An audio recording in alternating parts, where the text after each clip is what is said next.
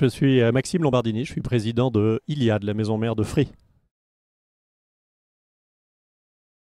La fibre, c'est un enjeu majeur, c'est même le principal défi, je pense, de notre industrie. La France a fait le choix ambitieux, partagé par à la fois les opérateurs et les pouvoirs publics, de déployer ce qu'on appelle le FTTH, la fibre jusqu'au logement.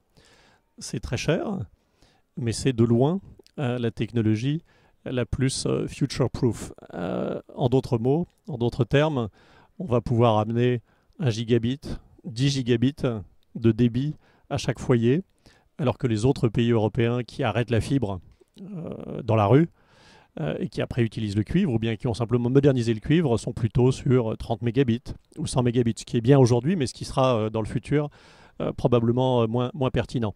Donc c'est un choix très ambitieux qui met la France, je pense, très en avance. Déjà aujourd'hui, il y a 13 millions de foyers sur les 30 millions qui sont déjà éligibles à la fibre. Ils n'ont pas tous fait le pas, mais ils sont raccordables. Et le déploiement est rapide, plus de 3 millions de logements nouveaux par an. Donc, ce qui est important, c'est que ce déploiement rapide ne se fasse pas au détriment de la concurrence. Donc c'est pour ça qu'on a à la fois le régulateur sectoriel, l'ARCEP, et l'autorité de la concurrence qui veillent au cadre pour que l'opérateur historique, qui a un certain nombre d'avantages structurels, n'écrase pas la concurrence. Donc on a naturellement des débats, mais les choses progressent plutôt bien.